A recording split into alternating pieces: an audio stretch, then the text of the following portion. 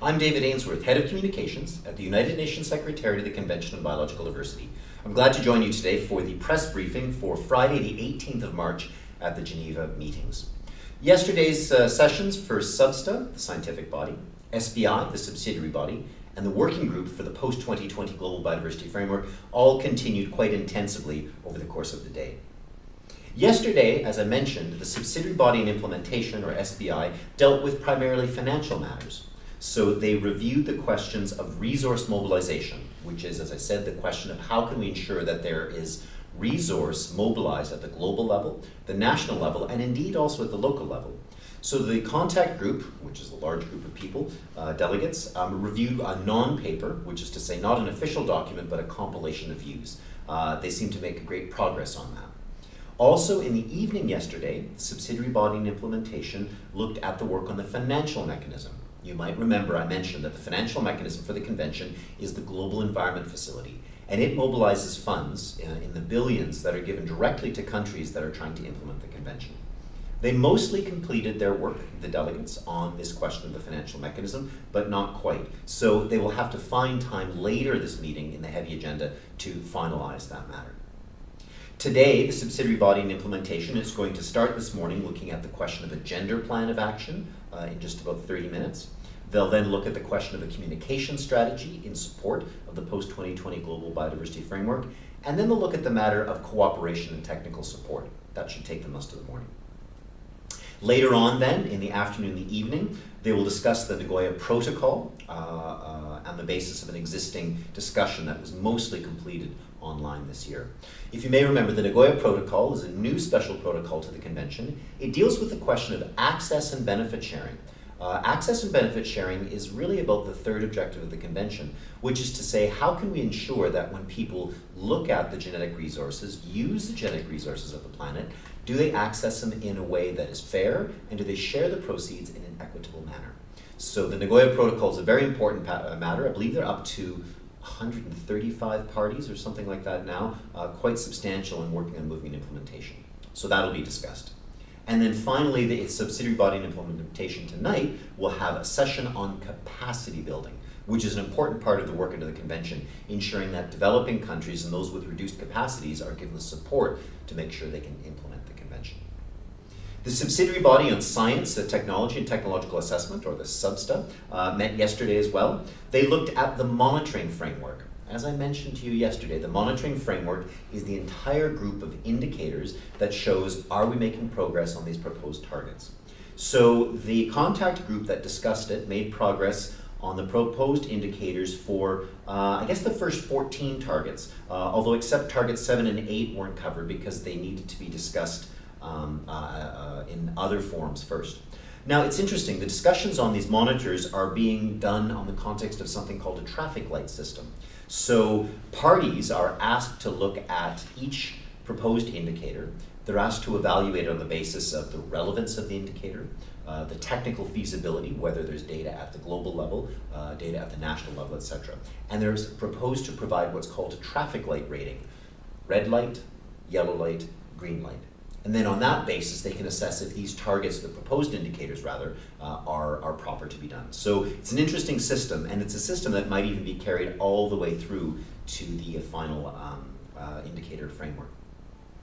The other thing that was dealt with yesterday was health and biodiversity. A lot of heavy work. The decision itself had, I think, over 100 comments in the recommendation part, and the annex, which contains all of the plans for the Global Plan of Action on Health and Biodiversity, has about 500 proposals in it as well. So they're going to need another session, so they'll take a look at how they can fit it into the schedule later on this week. And chances are that this particular discussion will need a lot of issues resolved at the COP later on, so that's great. In fact, actually, with regard to moving forward, the health issue is going to be taking a slot that was normally reserved for marine biodiversity to move forward. In the evening tonight, the SBSTA is going to continue the discussion on monitoring in the evening for the remaining targets. And it's interesting, there are as many as 30 new indicators move forward that have yet to be discussed, a large number of indicators. So the challenge here is going to be to make sure that we've got a suite of indicators for the proposed targets that is diligent but not so complex that we can't organize all the data. So the working group from the post-2020 Global Biodiversity Framework yesterday had a contact group that went through targets 14 through 21, so the remaining existing targets. The one target they didn't address was target 17 because there are discussions going on right now in another forum that's looking at biodiversity beyond national jurisdiction. That is to say, the biodiversity in the high seas. And so there's a bit of a coordination issue. We may need to wait till some of those discussions are finalized in another forum over the course of these next few days. The co-leads who were looking at this said that there were a lot of constructive elements were given, and the chance is that the paper that would look at this might be ready tomorrow as well. Now, the one thing to say about the question of targets is that there are a number of targets, new targets, being proposed. Even though we've got a considerable suite of 21 targets, a number of parties and a number of observers have said that they need more.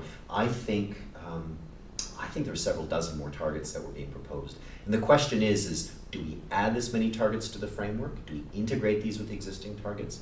We're not sure. I know that for target 19, for example, it was suggested that maybe be split into two particular parts. So that's one issue we should track, is how do we come up with something that is coherent, inclusive, exhaustive, but also to a certain extent very simple to look at. And so today in the afternoon, the contact group 4 is going to go back to the questions of the goals and the milestones for the target. As you may remember, we've got overall goals, and parties were debating, are the milestones useful or necessary to be brought forward for this as well. So we have side events going on today. Let me give you a sense of the few that are set up for today. So first of all, there's a side event taking place in Salle D here. And this is about ecologically or biologically significant marine areas, known by the acronym as EBSAs, EBSAs. So these are special areas in the oceans, in the high seas, where it's been identified that these are biological hotspots in the oceans. Under the Convention on Biodiversity process for a number of years, we've done work with the parties to map and catalog and look at all the data in these particular areas. And so this particular side event is going to give us a sense of these areas and some of the work we're doing forward. So that's in Salle D at 1:15.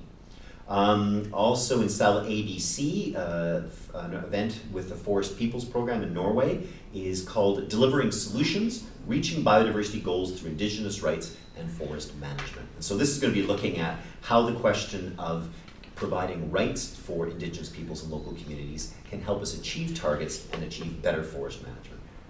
A third side event is put together by the WCS, the Belgian Biodiversity Platform, the International Coral Reef Initiative, the Humboldt Institute, the Government of Colombia, quite a collection, and it's called Defining and Measuring Ecosystem Integrity in the Post-2020 Global Biodiversity Framework. So one of the goals that we've got is to look at the concept of ecological integrity. And this side event is going to help us get a better sense of what does that mean to look at the notion of ecological integrity. So how do we look at species? How do we look at the composition, structure, and function? So we want to make sure that everyone understands this term, and this event is going to help unpack those areas. Another side event is put together by the Global Youth Biodiversity Network and UNESCO on the question of rethinking conservation. So this is trying to look at intergenerational reflections on how we measure area-based conservation. So the Global Youth Biodiversity Network has provided areas of what youth wants to see for area-based conservation with UNESCO, bringing the youth voice in, helping them give us a sense of what are the things they need to look at for that target. And that's in room 9. And then the final one to look at today is in room 4, and that's put together by the United Nations University Institute for Advanced Studies, the Convention of Biological Diversity, the Ministry of Environment of Japan, and it's called Integrating Landscape Approaches into National Biodiversity Strategies and Action Plans. So I've mentioned in some of our sessions before the idea of the landscape approach, which is a broad term of looking at things apart from ecosystems.